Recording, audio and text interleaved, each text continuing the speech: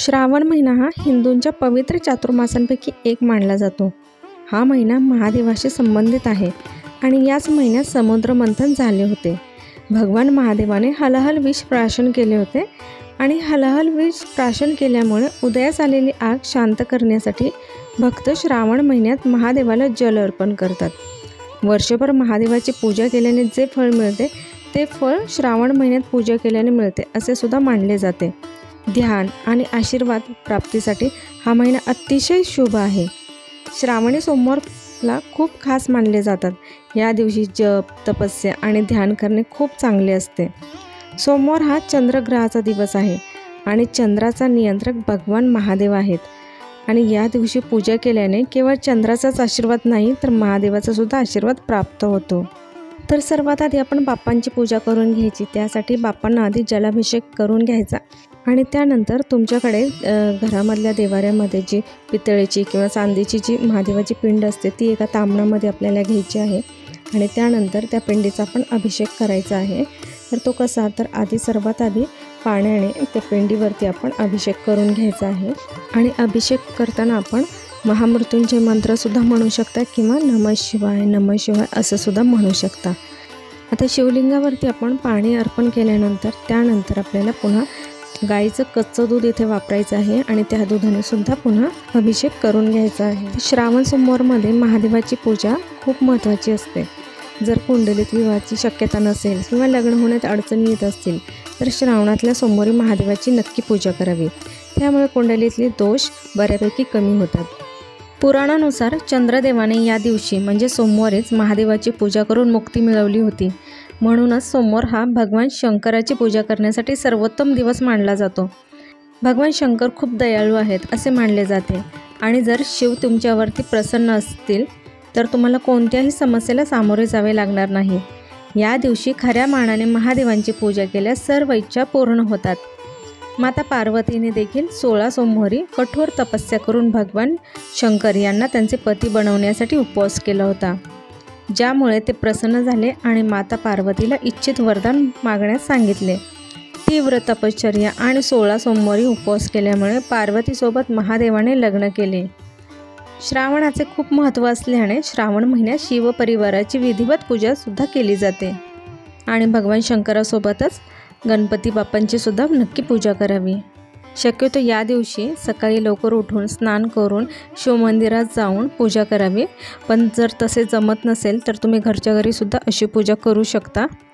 श्रावणातील सर्व सोमवारी पूर्ण दिवस उपवास करावा। तो त्याच दिवशी भगवान महादेवाला बेलपत्र वाहून संध्याकाळी उपवास सोडावा। मात्र जे आजारी असतील, अशक्त असतील त्यांनी हा उपवास करू नये। फक्त मनोभावे शंकराची पूजा करावी आणि पूजेआधी व्रताचा संकल्प करावा। नंतर शिवशंकराचे ध्यान करावे। ओम नमः शिवाय या मंत्रोच्चारासह शिवशंकराची तर ओम नमः शिवाय या मंत्रोच्चारासह पार्वती देवीची मनापासून भक्ती करावी। भगवान शंकराला बेलाचे पान खूप प्रिय आहे, त्यामुळे 108 तुम्ही बेलाची पानं व्हायची आहेत। फक्त त्यावेळेस त्याची अशी देठं थोडीशी तोडून घ्यायची आहेत आणि त्यानंतरच आपल्या बेलाची पानं व्हायची आहेत। तर इथे तांबणामध्ये आधी बेलाचं पान ठेवायचं आहे आणि त्यानंतर शंकराची पिंड ठेवायची आहे। तर पिंडीचं जे तोंड असतं तर ते आपण उत्तरेला करायचं आहे, दक्षिणेला अजिबात करायचं नाही आहे। त्यानंतर पिंडीला हळदी कुंकू अजिबात वाहू नये, अष्टगंध व्हायचा आहे आणि भगवान शंकराचे प्रिय असे भस्मसुद्धा लावायचे आहे। श्रावणात येणाऱ्या प्रत्येक सोमवारी भगवान शंकराला शिवामूठ अर्पण केली जाते। तर गंध, फूल, बेलाची पाने त्याचप्रमाणे शिवामूठसुद्धा वाहिली जाते। शिवामूठ म्हणजे वेगवेगळ्या प्रकारचं धान्य असते। तर त्याच्या मागे काय कथा आहे आज आपण बघूयात। आटपाट नगर होतं, तिथे एक राजा होता। त्या राजाला 4 सुना होत्या। 3 आवडत्या होत्या आणि 1 नावडती होती। आवडत्या सुनांना तो चांगल्या चांगल्या वस्तू आणून देत असे आणि नावडतीला जेवायला उष्ट, खरकटं, नेसायला जाडे भरडे, राहावयास गुरांचं घर आणि गुराख्याचं काम देत असे। पुढे श्रावण मास आला, पहिला सोमवार आला। त्या दिवशी त्या नावडतीची नागकन्येशी आणि देवकन्येशी भेट झाली। ते कुठं जात आहेत अशी विचारणा केल्यावर कळालं महादेवाच्या देवळात शिवामूठ व्हायला जात आहेत। नावडतीने विचारलं, त्याने काय होतं? भक्ती होते आणि इच्छित कार्य सिद्धीस जातात, मुलं बाळं होतात, नावडती माणसं आवडती होतात, वडीलधाऱ्यांना आशीर्वाद मिळतो, यानंतर नागकन्या आणि देवकन्याने नावडतीला विचारलं, तू कोणाची कोण?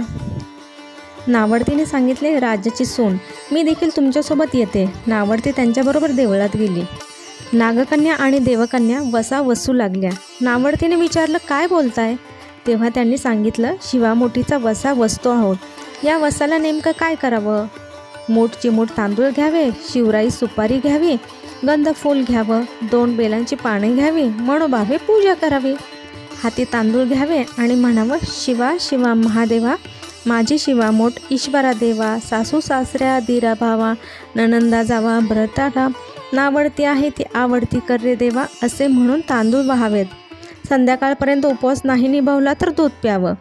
संध्याकाळी आंघोळ करावी, देवाला बेल वाहावा आणि मुकाटाने जेवण करावं. हा वसा 5 वर्ष करावा. पहिल्या सोमवारी तांदूळ, दुसऱ्या सोमवारी तीळ, तिसऱ्या सोमवारी मूग, चौथ्यात जव आणि 5व्यात सातू शिवामोठीकरिता घ्यावेत. पहिल्या सोमवारी सगळं साहित्य नागकन्या आणि देवकन्याने दिलं आणि दुसऱ्या सोमवारी नावडतीस घरून आणायला सांगितलं. त्या दिवशी तिने मनोभावे पूजा केली. संपूर्ण दिवस उपवास केला. जावानंदाने उष्टमाष्ट पान दिलं, ते तिने गाईला घातलं.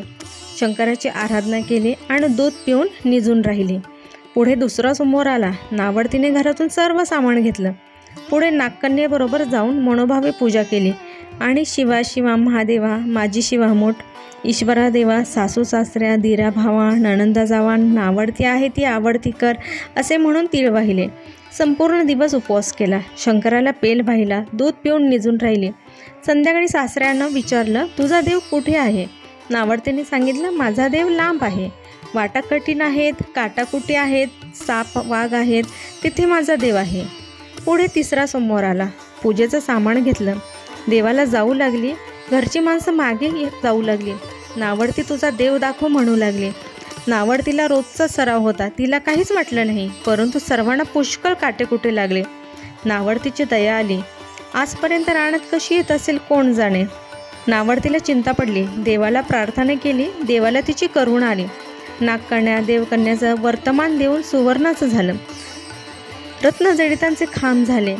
सगळ्यांनी देवांचं दर्शन घेतलं. नावडती पूजा करू लागली. गंध फूल वाहू लागली. नंतर शिवामोठ घेऊन शिवा शिवा महादेवा, माझी शिवामोठ ईश्वरा देवा, सासू सासऱ्या दिरा भावा, नणंदा जावा, नावडती आहे आवडती कर रे देवा, असे म्हणून शिवाला वाहिली. राजाला मोठा आनंद झाला. नावडतीवर प्रेम वाढले. दागिने घालायला दिले. खुंटीवर पागोटे ठेवून तळे पाहायला गेले. नावडतीची पूजा झाली. पूजा झाल्यावर सर्व बाहेर आले. राजा परत आला. माझा पागोटा देवळी राहिला आहे. येतो म्हणाला. देवळाजवळ आला. देऊळ अदृश्य झालेलं होतं. तिथे एक लहान देऊळ होतं आणि एक पिंड होती. त्यावर नावडतीने केलेली पूजासुद्धा होती. जवळ खुंटीवर पागोटं होतं. ते घेऊन ते बाहेर आले. सुनेला विचारू लागलो, हे असं कसं झालं? सुनेने सांगितलं, माझ्या गरिबाचा हाच देव. मी देवाला प्रार्थना केली, त्यामुळे त्याने तुम्हाला दर्शन दिलं. सुनेमुळे देव भेटला म्हणून तिला पालखीत घालून घरी नेलं. नावडती होती ती आवडती झाली. जसा तिला शंकर प्रसन्न झाला तसा आम्हा सर्वांना प्रसन्न हो. ही 60 उत्तराची कहाणी 5 उत्तरे सुफळ संपूर्ण. अशा प्रकारे दर सोमवारी शिवामोठ व्हावी. पहिल्या सोमवारी शिवामोठ तांदूळ व्हावे. दुसऱ्या सोमवारी शिवामोठ तीळ व्हावे. तिसऱ्या सोमवारी शिवामोठ मूग व्हावेत. चौथ्या सोमवारी शिवामोठ जव व्हावे आणि 5व्या सोमवारी शिवामोठ सातू व्हावेत. तर अशा प्रकारे आपण साधी सोपी अशी पूजा मांडून घ्यायची आहे. आपल्याकडे शक्य असतील तेवढी 5 फळं ठेवायची आहेत आणि जर फळं नसतील तरीसुद्धा काही हरकत नाही आहे. त्यानंतर दिवे लावायचे, समया लावायच्या आणि त्यानंतर आता शिवमोठ आपण अर्पण करायचे आहे. तर शिवमोठ अर्पण करताना उजव्या हाताने असं मुठीमध्ये थोडेसे तांदूळ घ्यायचे आणि असे उभी मूठ महादेवाच्या पिंडीवरती धरायची आहे. असे 3 वेळा आपल्याला करायचे आहे. आणि त्यानंतर मनामध्ये आपण शिवा शिवा महादेवा, माझी शिवामोठ ईश्वरा देवा, मनातल्या इच्छा पूर्ण कर रे देवा, असे 3 वेळा म्हणायचे आहे. आणि त्यानंतर भगवान शंकराला धूप अगरबत्ती दाखवायची आणि शंकराची आरती आणि महामृत्युंजय मंत्राचा जप करायचा. लवलवती विक्राळा ब्रह्मांडी माळा, विषेकंठ काळा त्रिनेत्री ज्वाळा, लावण्य सुंदर मस्तकी बाळा, तेथून या जळ निर्मळ वाहे झुळझुळा. जय देव जय देव, जय श्री शंकरा ओ स्वामी शंकरा, आरती उवाळू तूच कर्पूर गौरा, जय देव जय देव. कर्पूर गौरा भोळा नैनी विशाळा, अर्धांगी पार्वती सुमनांच्या माळा, विभूतीचे उधळण शितिकंठ निळा, ऐसा शंकर शोभे उमा वेळा. जय देव जय श्री शंकरा, ओ स्वामी शंकरा. आरती उवाळू तूच कर्पूर गौरा, जय देव जय देव. देवी दैत्य सागर मंथन पै केले, त्या माझी अवचित हलाहल उठिले.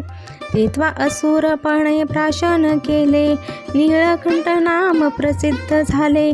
जय देव जय श्री शंकरा, हो स्वामी शंकरा. आरती उवाळू तूच कर्पूर गौरा, जय देव जय देव. व्याघ्रांबर फणीवरधर सुंदर मदनारी, पंचानन मनमोहन मुनिजन सुखकारी. शतकोटीचे बीज वाचे उच्चारी, रघुकुल तिलक रामदासांतरी. जय देव जय श्री शंकरा, हो स्वामी शंकरा. आरती उवाळू तूच कर्पूर गौरा, जय देव जय देव. त्यानंतर 108 वेळा महामृत्युंजय मंत्राचा जाप करायचा.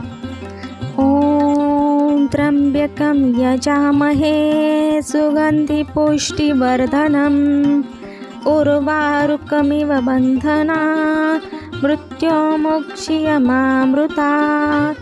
ओम त्र्यंबकं यजामहे सुगंधी पुष्टिवर्धनम्, उर्वारुकमिव बन्धनात् मृत्युर्मुक्षीयमामृतात्. तर अशा प्रकारे भगवान शंकराची मनोभावे पूजा करावी. काही जण या महिन्यामध्ये श्री शिवलेल्या अमृताचेच पारायणसुद्धा करतात, तर ते सुद्धा खूप पुण्यदायी असते. तुम्ही त्यातील 11वा अध्यायसुद्धा जरूर वाचावा. आणि त्याचबरोबर हा महिना भगवान शंकराला अतिशय प्रिय आहे आणि शनिदेव हे भगवान शंकराचे आवडते शिष्य असल्याने या दिवशी केलेल्या व्रताने शनिदेवसुद्धा आपल्यावरती प्रसन्न होतात. त्यासोबत चंद्रदोष, ग्रहणदोष किंवा सर्पदोषातून सुद्धा आपली मुक्ती होते. तर यावर्षी ऑगस्ट महिन्यामध्ये 5 सोमवार आले आहेत. तर मी सांगितल्याप्रमाणे अशी घरगुती साधी सोपी तुम्ही भगवान शंकराची पूजा करा. नक्की तुम्हाला ती फलदायी ठरेल. आणि जाता जाता तुम्हाला एक गोष्ट सांगावीशी वाटते. तर सोमवार हे नाव आपलं कसं पडलं, तर त्यासाठी खरं सोमवार हे नाव महादेवाच्या सोमनाथ या नावावरून घेतलं गेलेलं आहे. श्रावणात देवी सतीने तिचे पिता दक्ष यांच्या घरी योगशक्तीने शरीराचा त्याग केला होता. त्याआधी देवी सतीने शंकराला प्रत्येक जन्मात पती स्वरूपात मिळवण्याचा प्रण केला होता. देवी सतीने त्यांच्या दुसऱ्या जन्मात पार्वती असे नाव घेऊन राजा हिमाचल आणि राणी मैना यांच्या घरात मुलीच्या स्वरूपात जन्म घेतला. पार्वतीने श्रावण महिन्यात निराहार राहून कठोर व्रत करून महादेवाला प्रसन्न केले व विवाह केला. त्यामुळे श्रावण महिना भगवान शंकराला अत्यंत आवडतो, म्हणून श्रावण महिना खूप पवित्र मानला जातो. तर आशा करते की तुम्हाला आजचा हा व्हिडिओ नक्की आवडला असेल. ओम नमः शिवाय.